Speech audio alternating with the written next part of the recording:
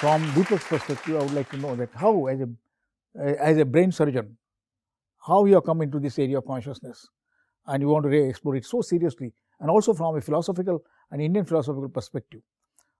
Deepak, this is entirely different perspective from your side as a medical doctor, trained as a doctor, then specialized as a brain surgeon. As a brain surgeon, you're practicing brain surgeon, and suddenly our interaction showed that now you are interested in something, the Indian perspective of consciousness. How did you come to this? Please tell us about your history.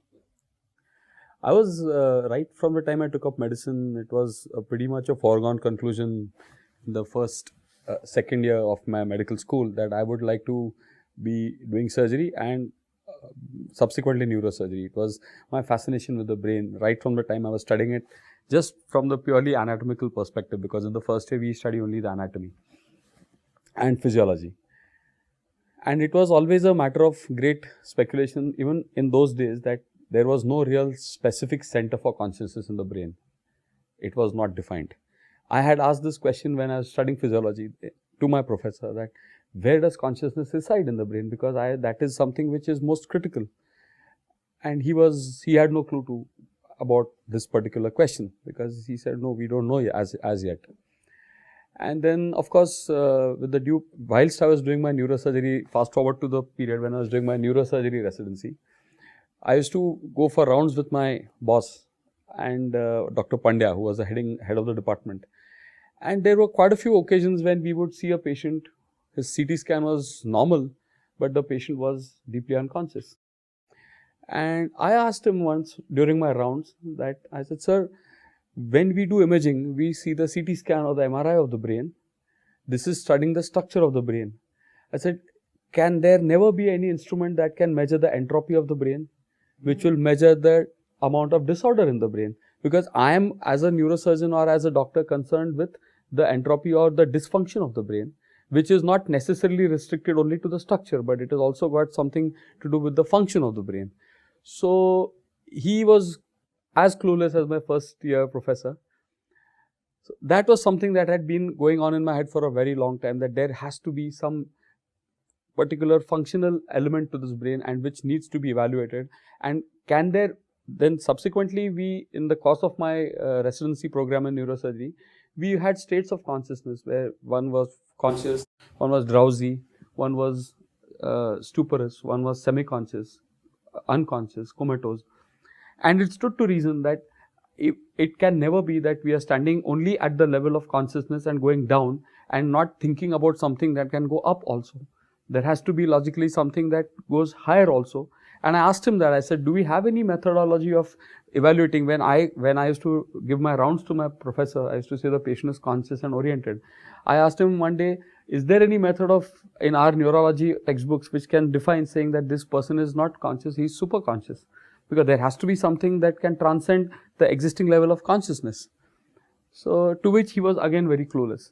And the third point that really got me into this field was that if the human brain were to be only restricted to the functionality of what we know it as of now, which is self-preservation, reproduction, interacting with the environment, then a mosquito also has the same brain. He does the same three functions, which is reproduction, self-preservation.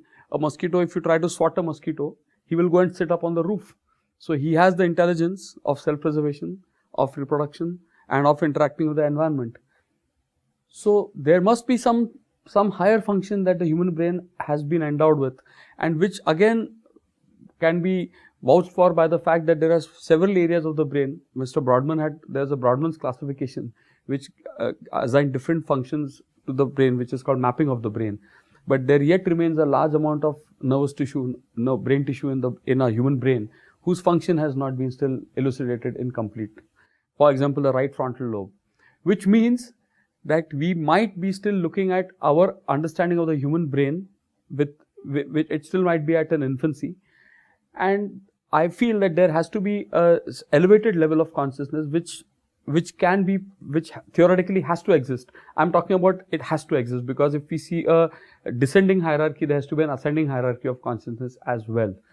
And this gets further ratified by realizing that the human brain has the greatest ability to talk of the self as, we call that as having a third person perspective, or we call that as there is a particular area in the brain which is called as the cuneus and the precuneus, which has the ability of imagining that if I were to be in Dr. Vijay's shoes just now, how would I react in that situation? And which is something which no animal has, which we might call as compassion. So when you start looking at even religion or spirituality, they talk of compassion. When we talk of meditation, or when all the religions put together, we talk of compassion because we say that be kind to the other. So there has to be some connection, because when I can imagine that if I were in this, my whole profession demands it, that if I were to be suffering like this person, I mean, I can imagine the pain of that person. To be able to translocate from my own self is a facility that only the human brain is capable of. And as you had mentioned rightly, sir, about Swasamvedya, which is what we are talking of as self-conscious, I feel that there has to be a vital distinction between consciousness and awareness. I feel that consciousness is still within the domain of a subject-object dichotomy, because when we talk of consciousness, it is I am conscious of an object, of something. But when I realized and when I started probing into the spiritual texts, or even the religious, so-called inverted commas religious texts, because they are not religious, to be very honest, it started coming to, I started coming to realize one thing, that they are now talking of a self which is, when we talk of understanding oneself, the greatest contribution I think we would all be unanimous about is of Dr. Albert Einstein, who mentioned about relativity. Relativity is obviously going to be in the realm of a subject-object, because it is said that the subject can never totally understand the object, because it is always going to be a relative. So the conclusion of a subject-object interaction is always going to be variable because of the theory of relativity. So probably when we talk of a self, I feel that we have now to come, the relativity theory which Dr. Einstein mentioned, we might have to, from the Indian subcontinent, come to a realization that there has to be what we call as a self-referential universe, a self-referencing system. And when we talk of understanding one's own self, I feel that we have to understand ourselves with a self-referential system, because otherwise my understanding of myself is always in reference to the outer world, to the objective world. But if I can get to a self-referential state, that is the point where I will feel that I know my own self, where I don't need any external world to have a clear understanding of my own self. And that is where I think awareness comes, because then we are not talking of consciousness, we are talking of awareness. And that awareness can be a self-referencing awareness. And that, in my opinion, could be a state of realization, where there is a state of oneness, where there is no referential system required, because you are a self-referencing system. I think we're going to the ultimate aspect of our studies. Yes. But at this stage, I want to tell you that you have been a brilliant student of medicine. All people, I think, aspire to be, and you study in good schools, medical schools. You have been a very successful surgeon and brain surgeon. I have seen your surgeries, and really, it's fun. And you had also your own hospital. Having done all these things, and when we started discussing, you started something. If at all you want to do is research, Yes. you would like to explore the area of consciousness. You definitely came to this point, and now you are. See, when you're talking that, if I ask the question to both Alex and you, that what is the area of research you would like to be, or exploration or studies you would like to do for the rest of your life? I feel that I would like to primarily focus my attention on understanding the cell, the one single cell, because the cell is the basic unit of life, and it is not just amino acids, it is not just chemicals, it is not just proteins, it is not just a conglomerate of molecules, but the cell has got an awareness. And if I can figure out what is it, and that is precisely the reason why we have not been able to artificially prepare a cell. In spite of having all the ingredients required, they have all been analyzed. We have had absolutely, in fact, even the human genome has been decoded. So we know the entire blueprint of the human body. We know the blueprint of a cell. Cell at a microscopic level is comprised of amino acids, of molecules of. So we have that entire matrix which is the architecture or the cytoskeleton of a cell. But despite that, we are unable to create a cell, because that it has to have some kind of intervention in the form of what we call as an intelligence. The cell has an inherent intelligence in the absence of a proven nervous system, because there is no nervous system in a single cell. There might be certain components in a cell which are called as cell organelles, but there is no nervous. But the cell is in itself a self-sufficient, self-referencing unit of life, which has the intelligence to execute its own functions, and also may be blessed with the ability to even decide when it is supposed to end its life, what is called as apoptosis. So I feel if I can understand what is happening to the basic unit of life, that is the cell. If you had all the freedom, all the freedom of this nothing, you have stripped off the profession, all the constraints of mundane life, or the professional life, what area would you like to pursue? I would like to only focus and understand what is consciousness and awareness. That's all I want to do. That's the mission of my life. And that you want to do in both perspectives.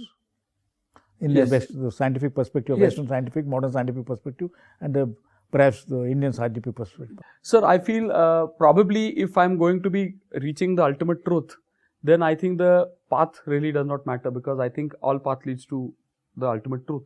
So as long as my direction is headed, and I think the truth is arranged in a centripetal manner, because the truth is going to be one. So irrespective of whichever path. No, but you have been making the statement, I want to study Naneshwari, yes, I want to study, why are you making those statements? I do realize that the final truth that I'm looking for would be probably a state of an insight, or it would be an experience. It is more of an insight. Again, it is not information, it is an insight. Because I realize that all information, most of the modern knowledge is information based. But this, if I have to get an insight, because which is the ultimate truth is more likely to be an insight rather than any factual information or data, then the path to get that insight is something which I feel people highly realized souls, or evolved, I would call them as evolved conscious souls with an evolved state of consciousness. They have described, they have given metaphors to give me a clue as to what that state might be. And I feel unfortunately it has been robed in very, very shallow terminologies like religion or any kind of isms. But the final truth is that this is, I think it would, if one were to desaffronize this whole literature.